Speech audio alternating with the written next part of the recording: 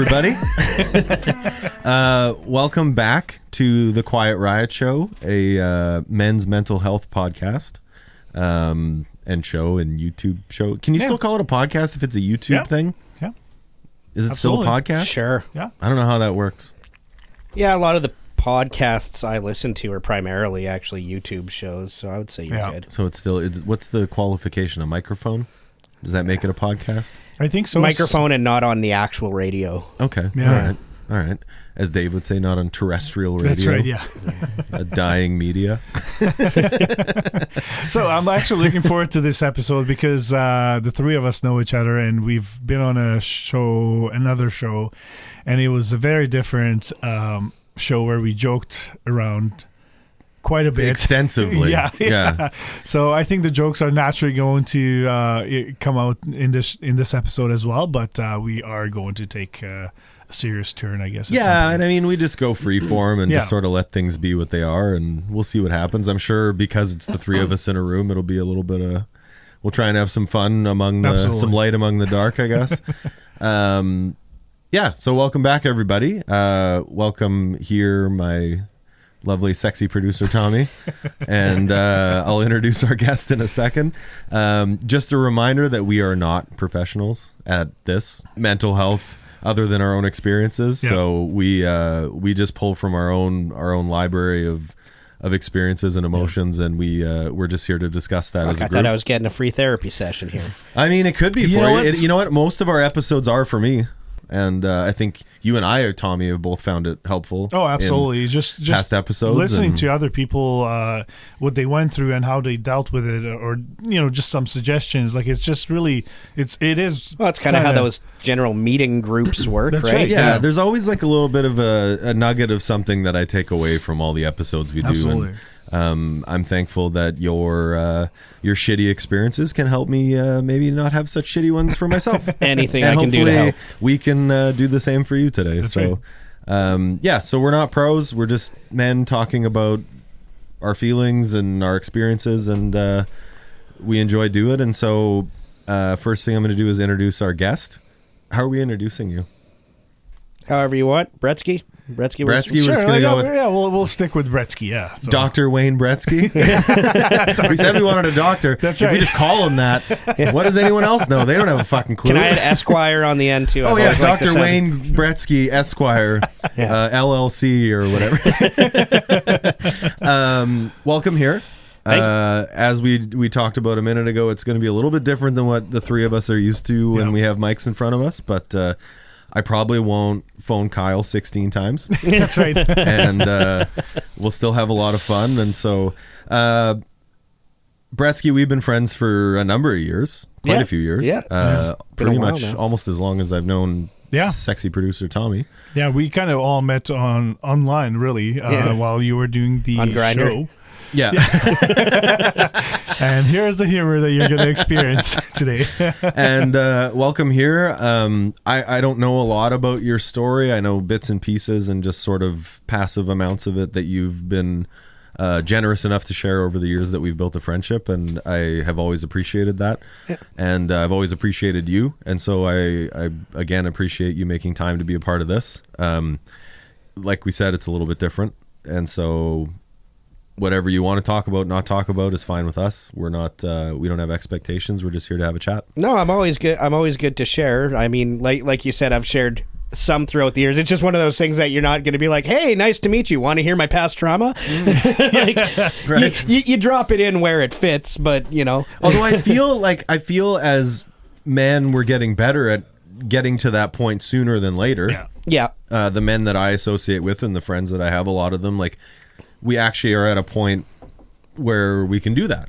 Yeah. Like we can meet each other, we can in the same night, and sometimes booze becomes a part of that experience, but like in the same night we can actually have a connection with each other, and I think we feel more open to be able to do that than we used to.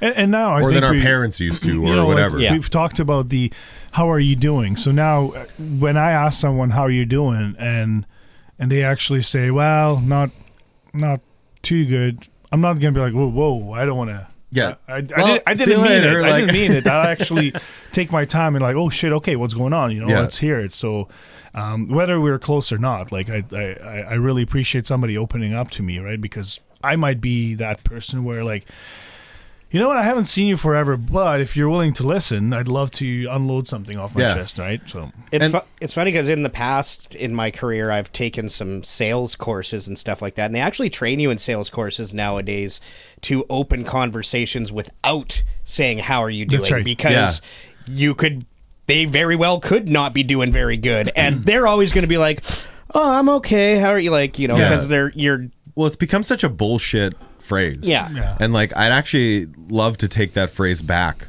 and like treat it honestly. Yeah. Like, I would say the lesson is don't ask someone how they're doing unless you don't actually wanna- want to know. Yeah. Yeah. And like that, I think that there's so much power in that. It is, Like yeah. if you're sincerely, we could change the way people ask that. I actually had this conversation. Did I bring it up on the show before? Well, yeah, we've talked about with this, the yeah. bartender. I had this conversation with a bartender, and she came to get me a drink, and she's like, "Oh, how you doing today?" And I was like, "Wouldn't it be interesting if we?" And I just went right into it. I was like, "Oh God!" Like I'm one of those customers Yeah, yeah, now. yeah. I'm sitting The- here by the myself 40 ordering a triple whiskey. How do you like, think I'm doing? The 40-year-old guy sitting up at the bar by himself, like Yeah. I'm that fucking guy now, and like trying to have a. But I was genuinely like, I was just like, wouldn't it be interesting if every time someone asked that, we actually answered honestly, Yeah. and they actually meant it, Yeah. because I think it would change the dynamic of how we interact with each other. Yeah. And so, one thing we do here, it's a bit of a how you doing, but we use a number system. Okay. So it's a 1 to 10. Me and my wife use it. I actually talked to some people yesterday who also use it in their Yeah. relationship since my wife and I started doing it, the friends of ours, and they use it all the time. Yep. And I find that like it's the women I know have a much easier time just being upfront and honest about how they feel and being more open Yeah. about it. And the men I know, we tend to have this default to where we drown out that serious point, and it's just like we're more likely when someone says how you doing, just be like good later. Yeah. Yeah, like yeah. whereas Keep going, keep you know, walking, my yeah. wife and some of the people she interacts with in her friend groups, and like some of the wives of my friends, like they'll actually, that's how they start conversation, and they actually get into it. Yeah, I think guys a lot of times, just through the culture of our upbringing and stuff, feel maybe a bit of a need to be more of the supportive person, right? So like you don't want to always be like, oh, it's really rough, because then you feel like somebody else is now having to, you're becoming a burden to Yeah, somebody else yeah, instead yeah. of being able to be the one that's taking the burden off of people. Yeah, and I think there's a place for both, and I actually think a lot of the times if you have that sincere interaction, both happen at the same time. Yeah.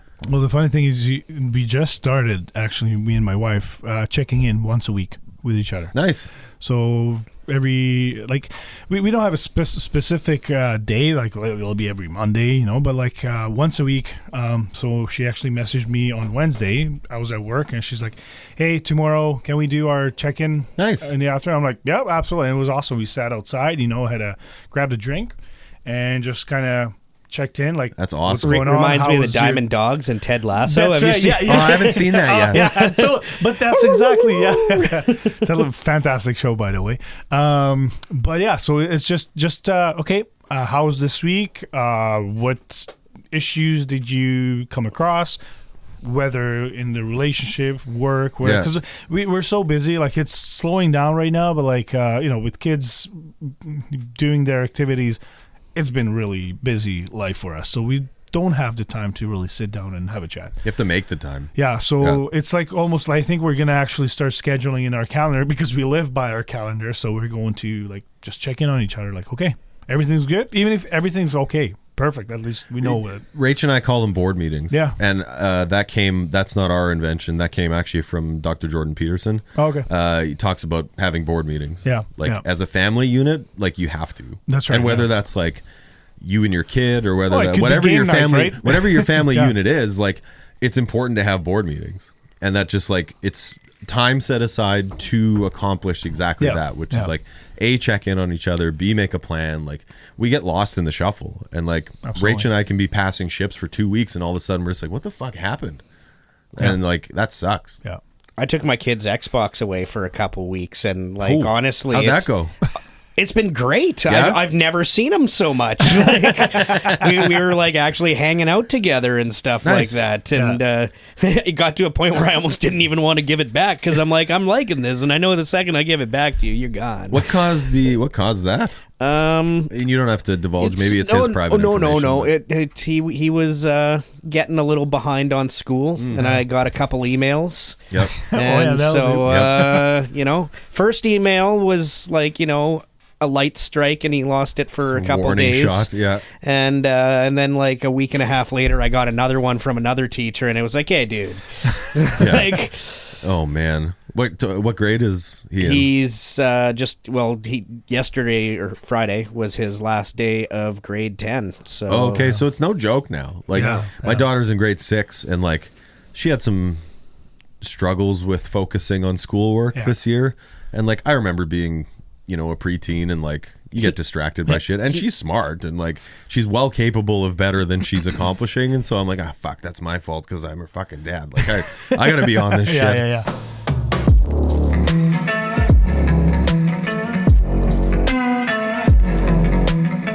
Okay, so we do the number system 1 to 10. To give you some perspective, my normal level, my steady level that I'm comfortable with is a 7. So I'm average most days I'd be a 7. I haven't figured out my steady. And you know yet. me a bit, and so like that might make sense to you, but I'm usually a 7. But anyways, let's check in and go through the process. Yeah. And, I think 1 to 10, everybody understands that system. So. Yeah, absolutely. So my last Tommy, go ahead. My last few check-ins were kind of the same. As I was editing the episodes, I've been like, shit, I'm pretty much saying the same thing. I'm exhausted. I'm tired, Well, but it's common theme. So it is. Yeah. And it's just been ongoing for me that, again, like not getting any sleep during the week. Like there was one night I had half an hour nap at night. That's it? Yeah, I just couldn't sleep. Like too much. Like we talked about it, when you lie down, there's like so much going on. And I really want to kind of get my business going, right? But I feel like I can't quit my day job yet. Yeah. And so I come home and I have about an hour before my son gets home, but I'm so exhausted from the night before, so I just sit there and like pass out. Then my alarm goes off because I got to go pick up my son. So I pick him up, come back, and okay, he's hungry, so I got to get some food. Then I'm trying to get some work done on the side, and then my daughter gets home, she's hungry, so I got to get some food for her. Then my wife gets home, so like, okay, let's sit down. You guys had snacks, now we can have dinner. So I don't want to take too much time away from my family because when I went to school, I wasn't around. You missed it. We talked about that, and you missed a lot of. Absolutely. You missed a period of time. Yeah, and like since so it's June now, and I finished school end of January. Like my relationship with my kids has increased tremendously. Like that's awesome. I wasn't a dad for 15 months at all, and right now, the kids come to me and ask me to do stuff, which feels amazing. So I'm like, I don't want to fuck it up right now, So there's all this like stuff once they go to bed. Then I'm like, okay, I'm gonna work for an hour at like 9:30, and it's like next thing you know, it's midnight. Yeah. So now I'm like, oh, crap, I need to go to bed. So I lie down and I'm like, okay, tomorrow I gotta do this. So I just keep thinking and thinking and thinking. So yeah, one of the nights was literally like I was up at like still 3 a.m. and then my alarm goes off at 3:30, 4 o'clock, 3:45. Yeah, and I was just like, oh man, it's brutal. Well, and that's tough. Like sleep is such a like. I'd love to at some point talk to a sleep person, but like that would be it's really like good. I struggle with sleep. Yeah, and maybe all of us do here. And Bretzky and so will like get the into weekend that, comes up and we went to the lake and usually I catch up at the lake. Like I go to bed early. But this weekend I was smoking your brisket, so I started on Friday at midnight. Every hour and a half. Yeah. Well, actually, so I went to bed at like 1:30, and then I woke up at 4:30 to check on it. Stoked the fire or added more charcoal, and then went back to bed. So it was scattered, but I actually did get some rest. And then during the day, I was just sitting at the campsite, watching it getting smoked, having some drinks. Went to the lake, so kind of recharged my battery. So I'm feeling today. I'm a good 6-7. Yeah. Okay, that's good. That's I'd call that an improvement from some of our previous recordings, and so it's awesome. That's good to hear. How about yourself? I'd say I'm like a 5, and probably for the last week. Yeah, we haven't recorded in a couple weeks. That's right. Yeah, and so I'd say since we last recorded, I've been a pretty steady 5. Okay. I'm not sleeping great. I'm stressed out. I've got some like. Is it work-related stress or? Yeah. It all ties together, and so like, because I'm a business owner, everything's all one, right? And so I've That's just your like regular life. I just like haven't been sleeping good at all. Like my sleep is super interrupted, and my brain just gets going. Like I wake up, I'll fall asleep. I might fall asleep really fast, and then 45 minutes later I'm awake, and I feel like I am wide awake. Yeah. And like my brain's going, and I just like I'm trying to find ways to get better sleeps and like get more rest and like quiet my brain, but I just like I can't. I have a really hard time with that. Yeah. And so it's been tough. I've got some pretty heavy conflicts going on in my life right now, and so that weighs heavy on me. Like I don't do well. I'm not used to heavy conflict or intense conflict, and I don't do well with it. I never have, but like I'm in heavier conflicts, or as I view them, heavier than I've ever been, and like that is really, really, really difficult. It weighs really heavy on me, and it's been just a big challenge. Yeah, and I know we've chatted a little bit that we're gonna probably focus on the conflict at one full episode. I'd like to do an episode on conflict. I think conflict like it can be a healthy thing, and it can be a really unhealthy thing. And so as I'm going through some of these heavy conflicts, like I'm needing to learn things about it, and I want to talk to others about it, and so we can save that for another episode. Right. But it's just been tough. Things have been tough. Okay. My wife was super busy with an event she was planning, and so that takes its toll, and so I don't feel connected to her. I don't feel connected to my daughter. I don't feel connected to myself, and so it all just slowly deteriorates. And so I need to find this week. I really need to find a way to get back to a better place. Yeah. And so that's my mission for this week is to take on some tasks or take on some things that I can just hit head on and like feel good about.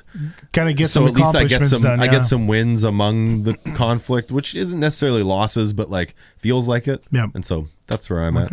Bretzky, go for it. Yeah, I would say I'm probably around the same boat as Tommy, a 6.5 or a 7. But with that being said, I would say that's like I'm on a pretty positive upswing right now, because I was down in the 5 and sub 5 in pretty recent history, and same kind of deal. Like a lot of just really heavy stuff kind of going on, and just a lot of stress, and then that affects the sleep and everything like that. And I can absolutely vouch how much sleep alone can make a difference on your mental health. Like, I used to have a real shitty mattress and like would not sleep well. I would be tossing and turning all night and in a lot of pain, like back pain and stuff like that.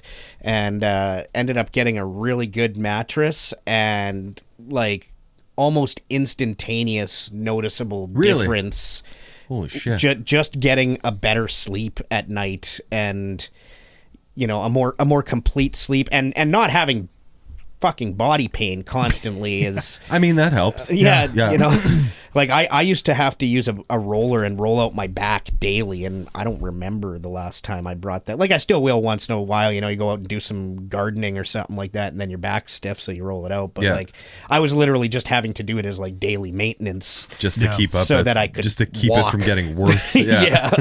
So like I'd say I'm definitely on an upswing right now. I've had a few good positives recently, which I'll get into later. So, but yeah, I mean, I guess what we'll eventually get talking into is single dad life. So, that comes with its stresses at times, and so they've been there lately, and Well, talk about that a little bit.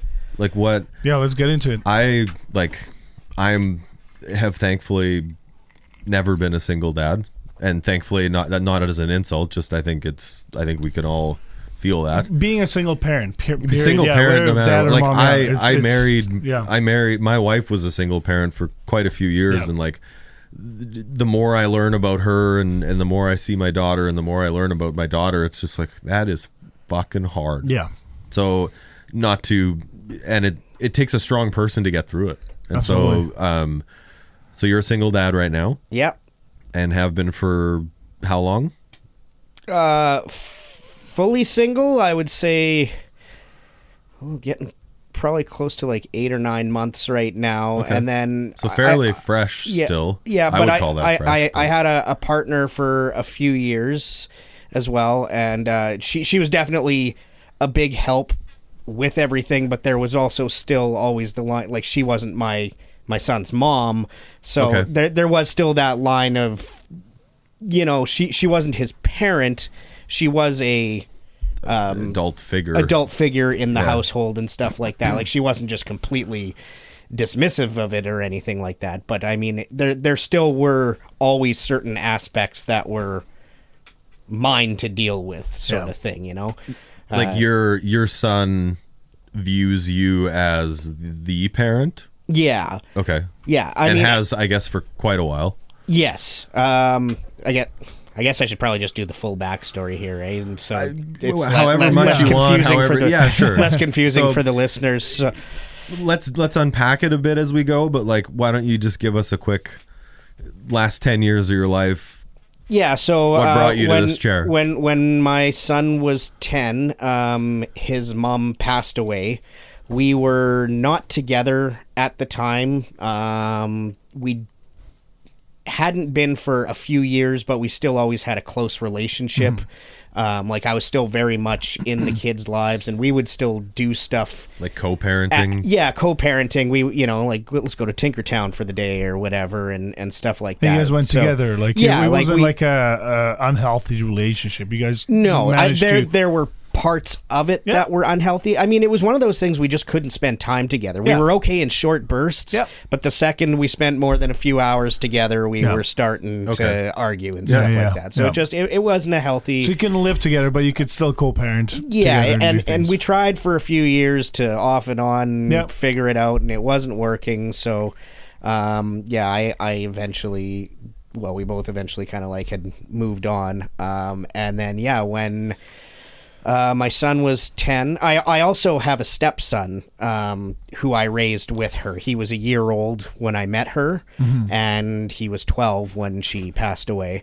So I raised him for better part of 11 years. His dad was not in the picture pretty much at all for the first few years, and then very sporadically afterwards. He was one of those guys who was... there when it was convenient for him and it made him look good. Yeah. But if he had other things going on in his life that he felt took priority, he just, had no problem canceling on his kid. Yeah. Well, and I think like I think all of us are parents in this room, and like the first thing you have to do is like, oh, what I need doesn't matter as much as what you need. That's right. Yeah. Like, you're a little you're dependent on me. Yeah. So like, that's why they call dependence. Like immediately my needs. Not that they're equally as important, but you have no choice but to park that. And like, so after your was she your wife, your girlfriend, we were common law because we lived together. So after your partner passed away, did you you kind of had 2 kids to raise? Yeah. So and at that point I was with my current ex. We had started dating, I want to say like 6 or 8 months before my kid's mom passed away. Yeah. So it was kind of weird timing because literally the next day was supposed to be the day she was going to actually move in. And can we say, like, I don't want to mention any details, but it was a tragic death. Yeah. She passed away in a fire. Yeah. We can say that. Fuck. Yeah. So it was a tragic death. Yeah, and it was I mean, I'll never forget that morning. You know, I woke up and we could bring her into it a bit as well. Like, towards the end, she started really suffering badly with some mental health issues that never fully got diagnosed, but I'm going to say along the lines of obviously severe depression and some sort of personality disorder, whether it be BPD or bipolar or whatever. Yeah. Like I said, it was never actually diagnosed, but it was a very difficult time because for the last year or so of her life, she was getting very unstable and would be messaging me like upwards of 200 times in a single day, and a lot of threats and stuff about how she was going to self-harm and stuff like that. So I was constantly trying to monitor that situation and make sure that she was okay, while also still trying to deal with my life. And she would, a lot of times when she, wanted to get something, that's when those threats would start happening. And you can't just not take them seriously, right? So there were a lot of... That whole cry wolf thing. Yeah. It's all great in theory until something happens. And then Exactly. Is there some people that take an advantage of using that to get things? Oh, sure. Of Absolutely. course there is, but you can't. But you can't ignore him. Not initially, for sure. No, you were trying, and this was the mother of your child. This was really the mother of your two children. Yes, because if you raised I called him my son. He's my son. I say stepson now for just some other reasons I'll get into down the road. But so what was your let's run back to that point. And so you had spent years raising this other child. Yep. That wasn't by birth yours, which I still think. It's actually how you treat. My daughter's technically my stepdaughter, but she may as well be my blood. Yeah, love him just as much. Yeah, they need it. I raised him. Whether or not he came from me, I still raised him. Yeah. I helped teach him his ABCs. I changed his diapers. I helped teach him to ride a bike. You're his father. Yeah.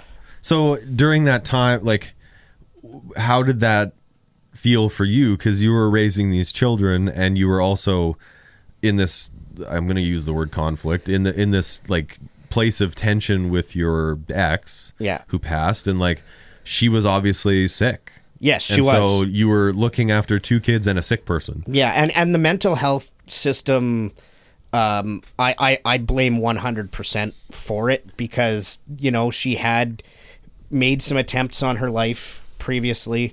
And just out of pure luck, I happened to get in contact with her during those times and noticed something was up, and managed to get an ambulance there to help. And I would talk to the doctors afterwards and say because they'd make sure she was feeling better afterwards, and then they'd be like, hey, well, we're going to discharge her. And I'd be like, you can't discharge her. How? You need to, she needs help. She needs to be committed for a while to actually, get whatever's going on figured out. And I would tell them, and I even sent them messages where she had sent me saying that she was going to, just as soon as she gets home, she's going to do it again, and stuff like that. And they'd be like, she's just playing you. Doctor said, I've seen this a million times before. She's just doing this to get your attention. I'm like, she literally just tried to kill herself. Well, and sure, maybe you have seen it a million times, but also where do you draw that line? Yeah. And so how did all of that make you feel? What were you feeling going through that? I have never been you must have just under been so much running stress. on autopilot. I was a wreck. So what did it do for you? How did it affect you? Your personal mental health, your own physical health. What was the results of that? Physically and mentally, I was just completely drained from it. Yeah. It literally, it was from the moment I woke up to the moment I went to sleep. All consuming. It was in my life. Whether I was at work or whether I was, sitting here with you guys, that phone was going to go off every couple minutes, and I had to check it because I had to make sure that it wasn't one of those important ones that you have to, sorry guys, got to go deal with this. Yeah. And even after she passed, for a good year or two, I would practically have a panic attack when I would get a notification on my phone. Because just that, you're just conditioned for it. Exactly. It was just the reaction that you would get. It's like a shell shock, basically. You just have a flashback instantaneously to it. So, it was literally consuming my life to the point where, I remember being at, Christmas with my then new girlfriend. And even then I couldn't even sit and enjoy like Christmas with them because I had to keep being like, and obviously during those holiday times and stuff, it would ramp right up. Yeah, Sure, of course. yeah. And that must have been also another thing probably that added on is also you worrying about your new relationship you're trying to build. Exactly. You know, it did you don't wanna not scare- make things. Your tank's empty and you're trying to like and you're getting into it with somebody else. You're adding someone else into your world. Yeah, and she had to be very understanding of the situation too. Like, look, I'm sorry, my ex texts me 200 times a day still. Trust me, we're not in a relationship. But like, I just. But you are, because you do have a child, and it's still a relationship, and like, I mean, even after she passed, you probably still felt like you had a relationship. Yeah, like there's still elements of it that like she was still or is still the mother of my kids. Yeah. So like there's always that connection. Like I still associate with her family and stuff like that. Still my kids' grandparents and all that. So well, you're forever connected to that. Like and that won't as a you're obviously a good father who everybody loves dreams his of is to be like, eternally connected to your exes the in-law exes, you know.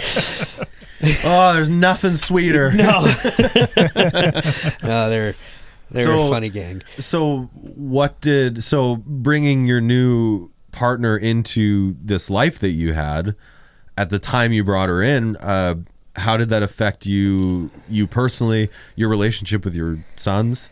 What was that transition kind of like? Well, with my sons, it was gradual. The introduction, like I didn't just like, after one or two dates be like, "Hey kids, here's your new mom." Well, another guest of on our show kind of mentioned that that's like a big step where you introduce your kid to your new partner, right? And it's like if you really have to trust that person. Yeah, and I think she met the kids at, I think it was my birthday party. Okay. One year.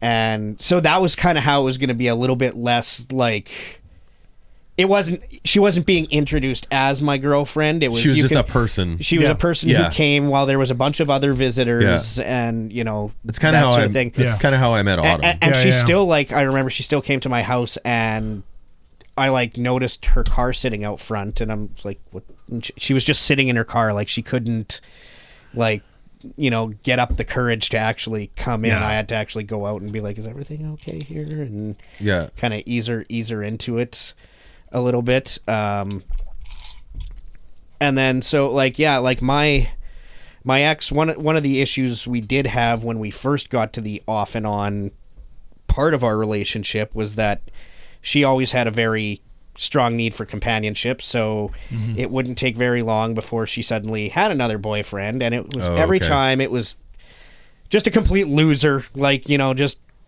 someone who just you could tell right off the bat you're like, this guy's a piece of shit. And it's well, I mean, you guys dated, so yeah, exactly. She had she had a type, and that's the kind of jokes. Did they also wear a towel as a t-shirt? Yeah, I was wondering how long it would take before somebody said that. I've been waiting for the moment, but I want to talk about that later. I noticed it right away, but I wasn't gonna say anything. It's comfy as fuck. I can't move past it.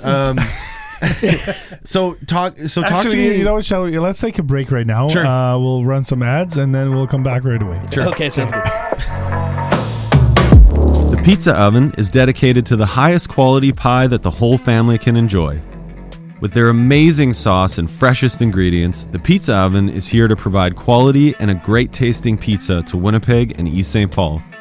They use a delicious blend of mozzarella cheese, make the pizza crust daily, both thick and thin, and their meats are proudly provided by Winnipeg Old Country. They're located at 1215 Henderson Highway, Unit D in Winnipeg. Visit their website, thepizzaoven.ca, and order online, or give them a call at 204-949-3000, because everyone's loving the Pizza Oven. Okay, so I want to go back to, unfortunately, going back to when you lost your ex or your partner. What was there for you in those moments for your own grief processing, and also you having to be really the supporting person to help your children process the grief of that. Yeah, like that's got to be hard when you're like, you're trying to be the support, but yet here you are struggling yourself. Whether it's ex or together, it doesn't matter. It's still an important person in your life, right? That passed away. Yeah, I had essentially nothing except for, I mean, my ex, who was there with me, and you know, I call her my ex, but I should clarify we are still on very good terms with each other. You know, we're still good friends and everything like that. But yeah, she was essentially, I mean, all I had. I didn't know what to do. I didn't know how to like go get therapy or anything like that. I tried calling.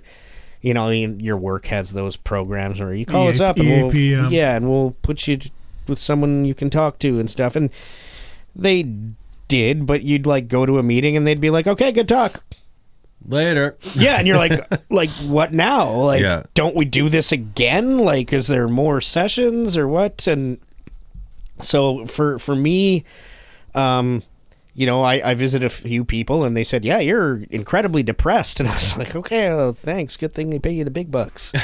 Like, I knew that already. Yeah. That's why I'm fucking here. And then my kids didn't really feel like opening up to people. Well, for a 10 and 12, right, at the time. Yeah, I think a lot it's hard for them to understand. I don't think they fully, you know, processed everything right away at that age. Like, and the hardest part, I think, was that for them, I don't know that they knew their mom was sick. Like I had conversations with them a couple times because she had been in the hospital for a few things, and you know, explain. So I had to explain that, you know, some people get sick in their stomach, and then some people get sick in their brain. Yeah, and so that was kind of what was able to be explained to kids of that age, but I don't think they fully grasped the gravity of it. And then so it actually happened on the morning of New Year's Eve, 2017. Her birthday is New Year's Day. But like I said, I was always getting lots of texts and stuff like that. And I woke up on New Year's Eve and something just didn't feel right. And then I noticed I hadn't gotten the normal amount of texts that I would get. Yeah. And so she just lived 10 minutes down the road. So I was like, you know what? I just got to go do a check-in, just so I can calm my mind. And so I went and started up the car and came back in the house, was letting it heat up. And when I was just about ready to go leave, I was walking to my door and there was a knock on the door. And I opened the door and there was a police officer there. And I kind of already knew right away something was really not good. And so he came in and asked if he could speak to me, and then just said, you know, I regret to inform you she's passed away. Fuck. And I just kind of like it actually didn't even hit me right away. Like, it was because there was so much talk about her trying to end her life. I was in a way almost like expecting it or ready for it. You'd prepared. You'd had lots of experiences to start preparing for it. Yeah, so not maybe subconsciously, but so like in that moment, like I didn't even cry or anything. I was just like, okay, like what happened, you know, and just kind of talked it out. But then came the point where like my kids are in the other room and you got to go talk to them. Yeah, you like that's the next thing, and that's probably harder than you hearing the news and processing it. Yeah, that's still the part that gets to me the most. Like, I'll still remember that. Yeah, man, that's I can't even imagine going through. Like, there's not a good way. No, there isn't. Yeah. They're just well, and I don't think there's any way to prepare for it. Like you said, you had been preparing for it through previous experiences, but not really. Like when it actually happens, I can't imagine like I can't actually imagine Yeah. what that would feel like. Like I can't picture that. I can't put myself in those shoes. No, there's nothing like. Even a few months prior to that, my grandma had passed away, and I was the one in the room with her, holding her hand when it happened. Like there was family around all the time, and it was literally like the one time where I was sitting there by myself, and that's what. So even that was like kind of a traumatic moment that I had to go through. Yeah. And comparatively, it's like it's nowhere even near the same. Yeah. But then, so I had to tell my kids, and then I had to tell her mom as well, which was also not an easy one. And like your my kid's grandma, my ex's mom. Okay. Were they? So you were notified first? I was the first notified. Okay. Yeah. Were they aware of? Were her parents or her mom, was she aware of and the her struggle mom, she was having? Her mom had a really rough time because her mom was in the middle of kind of planning an intervention to tell her she needs help. Okay. So her mom did not deal well with it either. And to be expected, I can't imagine losing my son. Yeah. Like, your child, that would be the only thing more traumatic. Yeah, for sure. So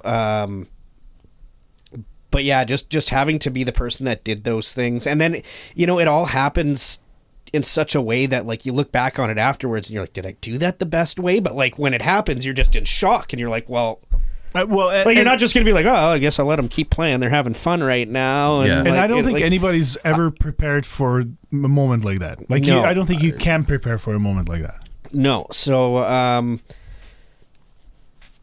so I mean, immediately had to start figuring out how I was going to now be a parent to 2 kids full time, and I while you're trying had to a build girlfriend, a new relationship, but like exactly, it was still a pretty new relationship. So to be like, okay, well, you're in it for the long haul now if you're sticking around. Like it was really tough to just try to navigate like what the hell am I gonna do and how the hell am I gonna do it? Like I was already burnt out completely from dealing with the lead up to it. Yeah, and now things just got exponentially different or heavier or whatever you want to call it. Yeah, I don't know what the word is for that, but I also called my stepson's father and informed him of what had happened.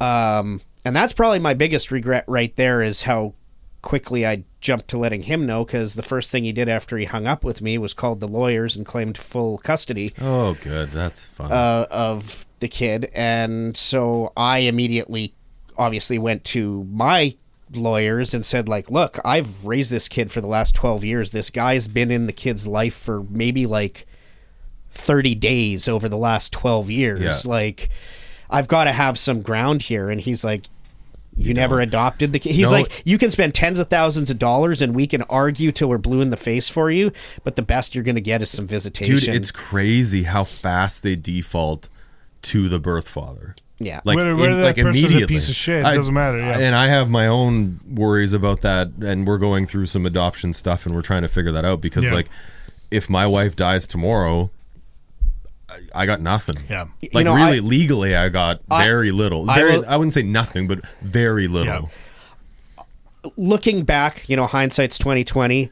I absolutely should have adopted him. It was conversations that we had, but because our relationship wasn't always stable, I was afraid that it was going to be something that would come back and bite me. Sure.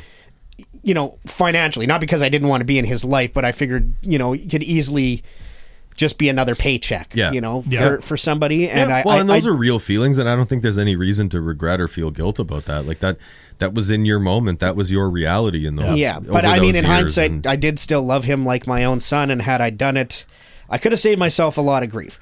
Yeah. But, so we had to start working out, okay, well, now what's the plan? How do the boys get to see each other? Because the one thing my ex was always very adamant about is that those boys are always together. Yeah. And I don't know what happened, because there was about a month or two where we were kind of doing like regular, shift back and forth visitation. And then one thing we were doing to make sure the boys saw each other as much as possible was they were also spending some weekends with their grandma, which, you know, helped her as well because she still got to, you know, She have was a weekend with grieving too, yeah. And yeah. And one day I went to go drop my son off and went to go see my other son, and he was in the other room, and I went, "Hey, how's it going?" And he just didn't even look up. And I was like, what's going on? You okay? And he just nothing. Like it was like he had earbuds in. Like he just would not acknowledge it. And eventually I, you know, was getting a little worked up about it, and they said, you know, maybe just we'll figure out what's going on. And I never did get to the full bottom of the story about it, but it took probably close to a year before he actually even spoke a word to me again. And I asked him, I'm like, can I ask you, like, why you think, like, I'm a bad person? Did I ever do anything to hurt you? And he started bringing up stories, but they didn't quite make sense. Like, there was one time we were in a car accident, and he was like, oh, well, you were drunk and you got us in an accident and could have gotten us all killed. And I was like, when I got in that accident, the police and the firefighters came to help get us out. I hit a ditch. Yeah. I was driving in a country road I wasn't familiar with, and there was a 90-degree turn, and the sign was for a curve. Oh, that'll do it. And so by the time I realized it was 90 degrees, I couldn't turn sharp enough and ended up in the ditch. And so I'm like, I don't know where you're getting that from. But, like, you know, if I was drinking, there would have been a serious problem, and I wouldn't have been going home with you guys that night. Yeah. Like, there was literally, like, 3 cop cars and 2 fire trucks there. And one of the first things they're going to ask you is, were you drinking? Like, that's a pretty common question. Yeah, so, like, I think that there were definitely some stories that maybe got influenced into his mind, and just other stuff that just didn't really add up. So yeah, I mean, unfortunately it was what it was, and so that was another wrench in the whole thing for me, because I'm trying to deal with the loss of my kid's mom, who was still a good friend to me, and then now all of a sudden a month later I'm essentially losing a son as well, because he raised like not just like I don't get to live with him anymore, like he does not even want to communicate with me. So I went really into a kind of bad place for a while from all that, and I had, like I said, my ex as pretty much the only support. And even then, I gotta say that, you know, sometimes when people are supporting you, it doesn't always feel like support. They're telling you what's in your best interest, but you don't always want to hear it, right? Like, a lot of times people were telling me, you should try this, you should try that. Well, it was stuff with my son, because, you know, I was losing sleep and everything, trying to figure out ways of how I could get him back in my life. And really all I was doing was probably making it worse, because he didn't have interest. Whether or not that interest was for a good reason, I was just pushing him further away by trying to do these things. Trying to pull him back in. You know, when people would tell me sometimes that maybe you do need to just step back and let time take care of this, it would make me angry and stuff, you know, because you're like, well, no, this is my son. I'm not giving up on him. Yep. That's what I felt like. It felt like it was giving up if I stopped. So. And so what about your birth son, whatever we want to, like through this process and his relationship with his brother and all those things, like what was happening in that? So his dynamic? Relationship with his brother, I got him a cell phone so that he could always communicate with them, and they have literally spoken to each other every day. That's since good. They're awesome. very, very close still. Well, and I think you regardless of the fact that I think you did that and you facilitated that, and you should feel very proud of yourself for doing that. They haven't seen as much of each other physically as I would like, But I also got to say, kids nowadays don't care about that as much. Apparently, A like lot they're less. Would it okay. be connected? Yeah. They feel the same connection out of virtual interaction. They don't like to me when I was a kid. Like, yeah, I could sit on the phone for hours and talk to friends, but I'd much rather have Actually walked see down them. to their Yeah. house and gone Yeah. and hung out. But Like, like, you're down the street, I'm coming over. but my kid, I'm like, he'll be playing with his friend online all day. I'll be like, want to go pick him up and you guys can hang out together. He's like, no, this is good. Yeah. Like, oh, okay. So, yeah, I mean that's the one really big positive I took from it, is that my boys at least still always stayed really as much close as possible to each other. And then my son did really connect with my ex and did kind of she definitely was still a parental figure to him, as much as he didn't call her mom or anything like that for obvious reasons. But she was still very much the person, like, if there was something that was bothering him, he was much more comfortable going to her about it than coming to me about it. So again, that's where she was very, very big on it for me, because I didn't have the mental capacity to deal with any other. Well, and through this, let's call it what ended up. Let's say we're at a year or two from the time your ex passed. Yeah. How much had you felt like you'd recovered, or had you, like, that would change someone forever? And so I don't know if recovery is the right word, but like through your grieving process and all the things you've had to now piece together because of it and since then, and how much of that were you able to take any time to process and to work through the things that you needed to work through during that? I actually, or were you just running on empty batteries because you had no choice? There was lots of empty batteries for many years. I actually refer to the Bare Naked Ladies lyric of, it took me a year to believe it was over, and it took me 2 more to get over the loss. Like that's essentially what the timeline was like. You know, the first year I was just a zombie.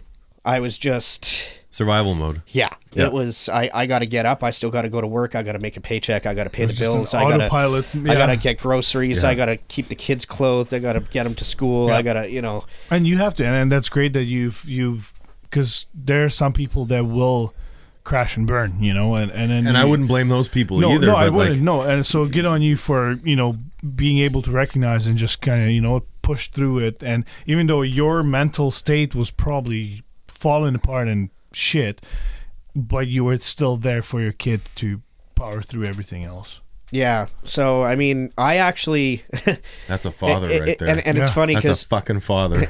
knowing me through the time you guys have known me, you won't believe this, but at the time of her passing and everything, I actually didn't really drink. I was a big drinker in my early 20s, and then when I met her, we were only together for a short amount of time before she found out she was pregnant, and she was very integral in being like, you need to get your shit together now. Yeah. It's not party time anymore. You're dad. Yeah. So like, get out there, get a fucking job, pull up your socks, and be a fucking dad. Yeah, and well, and start, you did start doing it. And I absolutely did. And then towards the end of her life, she was starting to get really bad with alcohol. That was something that was really kind of not helping her situation. It would really kind of send her into well, some people find escape with that, right? Yeah. Well, and that's what it was, is she felt better when she had it.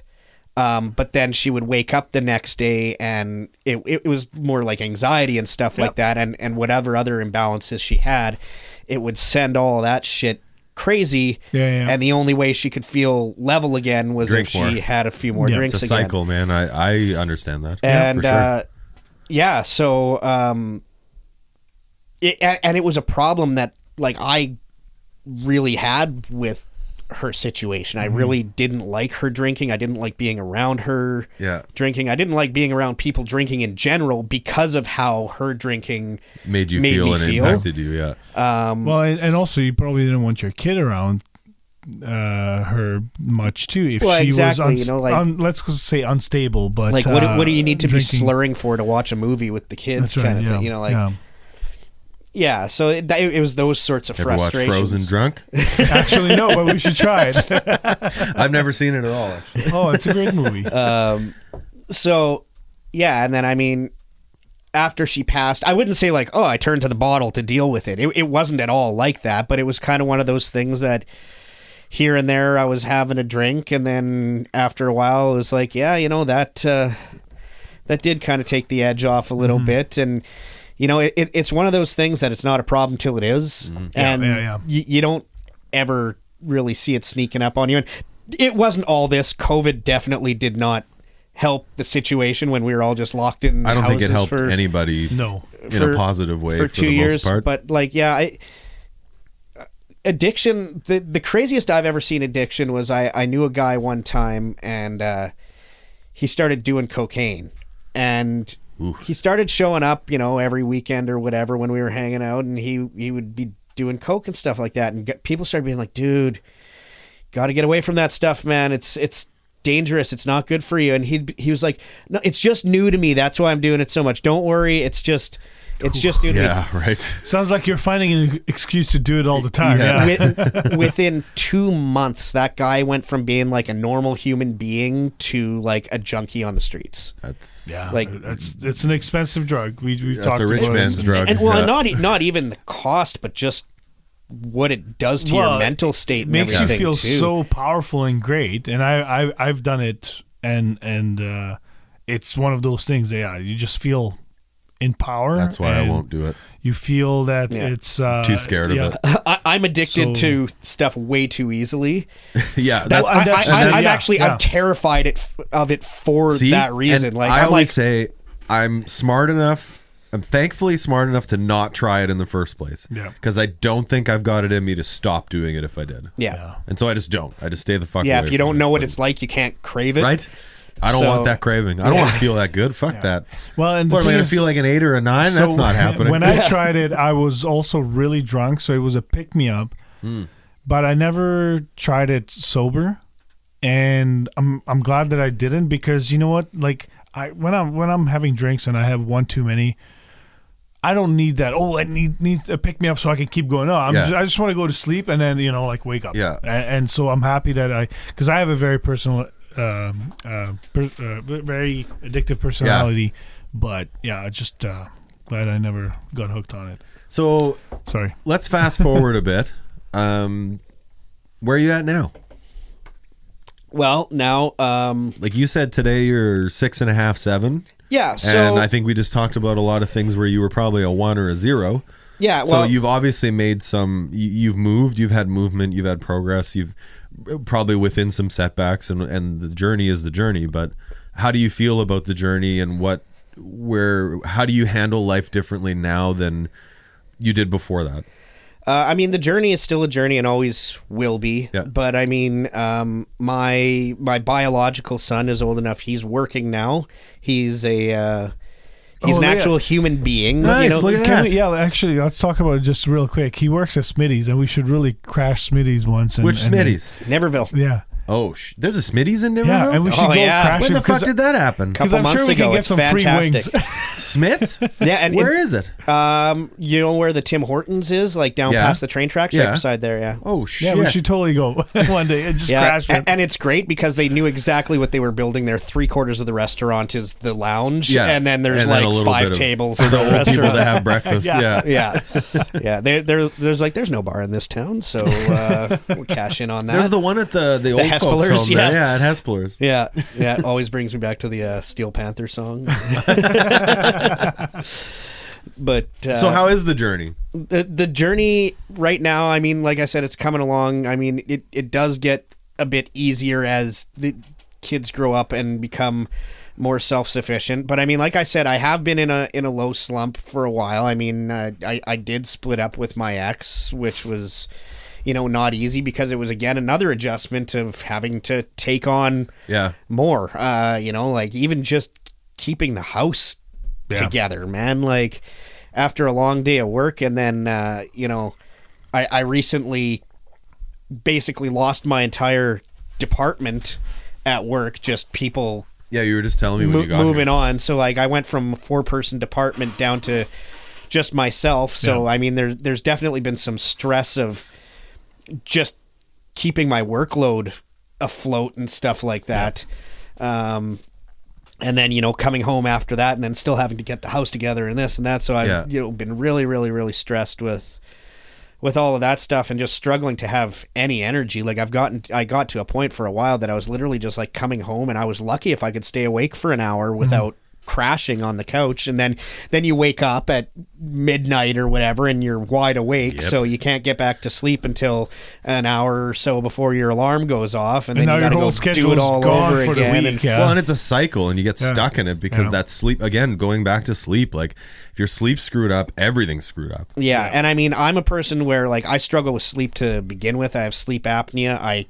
Do you have the thing? I have a CPAP machine, but I don't use it because I still toss and turn in my sleep, and then I'll like wake up in the middle of the night and there's a thing on my eyeball going like blowing air in my eye, or the cord will be wrapped around my neck 3 times. Like, so I found like it wasn't that's not super effective. It wasn't helping me get any more sleep, unfortunately. Like it would if I was getting a good enough sleep that I was restless, but you gotta get your son to just tape you down. There's still enough going on there that I guess I still toss around too much in my sleep, and it just doesn't work for me. I got to figure out something eventually. I need a cordless one or something like that. Bane mask. Yeah. But the reason I would say for the upswing, yesterday, my older son, my stepson, he graduated, and so we had his graduation party at the kid's grandma's place. And amazing. In the last year or so, he's gotten to the point where he will speak to me again. Like we don't converse regularly, but like he has his license and stuff, so he'll come and pick up my son, and we'll chit chat while he's at the front door, kind of thing, and like something, kind exactly. of rebuilding that really. And I was just gonna say that because when I guess he was taken away from you. He was 12. He still didn't know really what the hell's going on. And then it's like, okay, he knew that's his dad, right? Like he knew who his dad was. So, he was taken away, and then whether he was fed a bunch of bullshit or not, let's not get into that. He was on a path, right? But eventually, as people become adults, like they might want to seek out who if they were adopted, who their parent was and whatnot. Exploring your life. Yeah. And so, now he's older and he's like, okay, like he still knows who you are. He still knows what you did for him. So maybe this is just his way of slowly kind of one step at a time getting back to you. Like, well, and I can see like he was 12? Yeah. And like I have a 12-year-old in a few months, and like how impressionable and also like emotionally undeveloped. I'm not going to say immature, but like undeveloped. Like they're so impressionable. If I spent a week telling my daughter the same thing, after that week, she would believe that to be true. Well, absolutely. And their brains just don't know how to fully interpret what's going on. They're not ready for that yet. They haven't had the experience yet. Yeah. And so you're raising a young man, and I'm so proud of you as a father. And after hearing this story, like, man, you're just like, a lot of people couldn't make it through that. And so I want you to keep fighting, and I'm as your friend, and as if I didn't know you sitting across the microphone from you, like, man, you're fucking dad. And like, I'm so proud of what you've accomplished, given the amount of fucking things that have gotten in your way. Like, you're doing it. Yeah, thanks. And man. like, don't beat up on yourself for the things you don't get done. Just celebrate the things you do. So I was going to add too, at that party yesterday, in the few conversations I did have with him, I found out that in the last month or so, his dad and his dad's wife just had another kid. Okay. And holy fuck. There's an age difference. And then they up and decided that they're moving to BC. And shit. so he's left now trying to find a place. So he's a very responsible kid. He's very... he did very well in school and stuff like that as well. He's already doing good for himself career-wise. He's getting into politics, actually. Oh, really? Shit, okay. If you knew him, like, no shock whatsoever. Okay. His main loves in life were geography and controlling shit. Okay. That's fair. when he was about, I'd say, 8 years old. I'm not playing him at risk. This one time he made a comment about having a kid, and his mom goes, "Well, that better not happen until you're 18." And he starts crying. He goes, "I'm never gonna get to tell anybody what to do." Like, that's the only reason. That was the only reason he wanted a kid, was he wanted to basically have like a little Wanted to slave. boss someone around. Yeah. I mean, isn't that why we have kids? So I'm still working on that part. I know. I feel like I'm the slave right now, but I don't personally have the relationship with him that I felt I should be the one to confront him, but I talked to my son yesterday and just said to, talk to him and say, look, like, if you're having issues finding a place, the door is always open here. Yeah. Like, I know he actually already does have a few potential places, but they're hinging on him being able to have and that's all you can do. Roommates and stuff like that. Yeah. And I know him. He knows a bad decision when it's a bad decision. So, like, I just said, like, don't go and get something that's going to put you in a bad position just because you have to. Yeah. If you can't find, even if you only have to stay for 2 weeks, Yeah. whatever. Yeah, exactly. Until he finds his own. Just know that, like, the door is still always open here. So it's kind of nice to see how things are potentially coming full circle, and his dad just went to being his fucking douchey old dad again. Yeah. Like, I when I heard that, I was unfortunately not surprised at all. Yeah. Well, and you got to, maybe this doesn't make the show, maybe we cut this, but like, you got to think that, like, if it happened right at the same moment, all of a sudden he graduated and all of a sudden they're fucking off. And they had a kid. Like, that seems It's like, weird how got a the timing replacement. of that works. Like, Yeah. you're an adult now, you're fucking on your own. Like, listen, 18-year-olds are not ready to be on their own. No. I did it.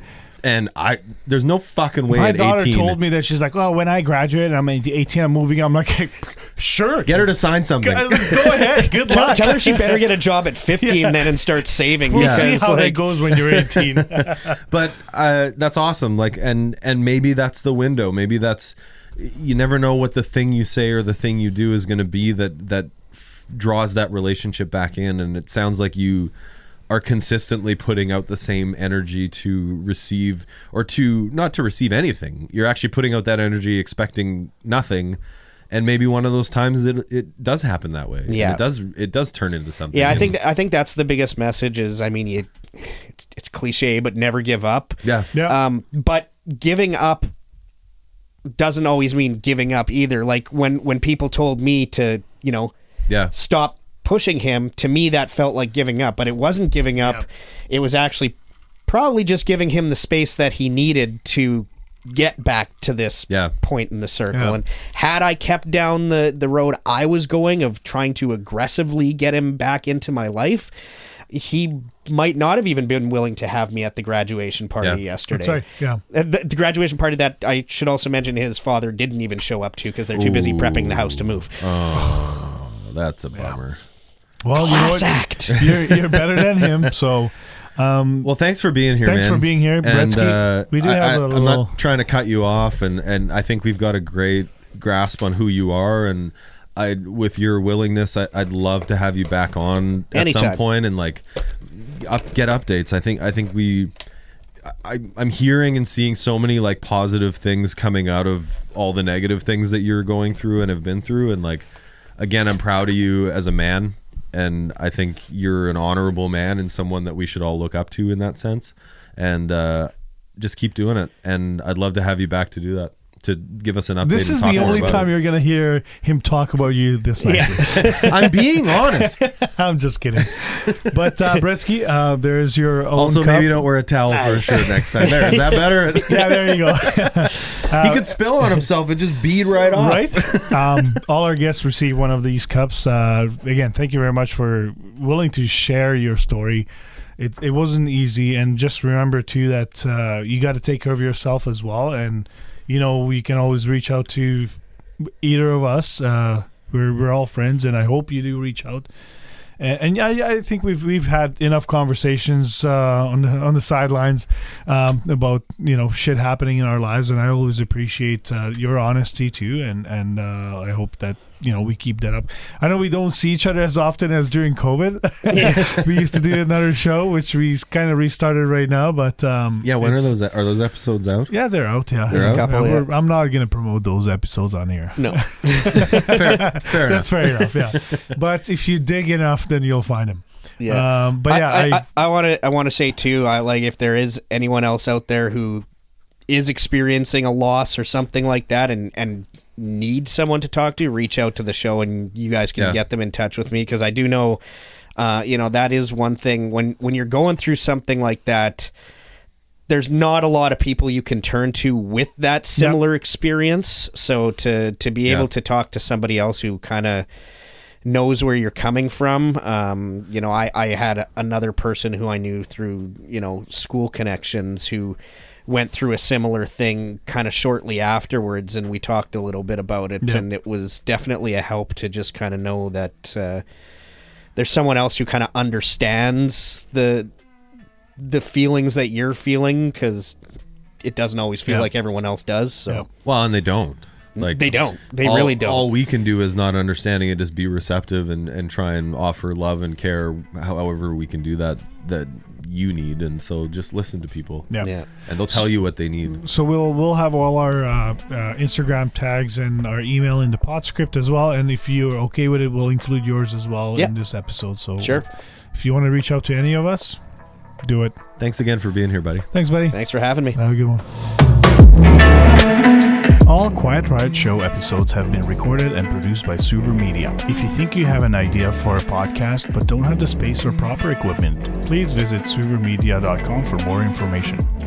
We hope you enjoyed this episode, and if you did, please hit the follow button and leave us a review if the platform you are listening on allows you to do so.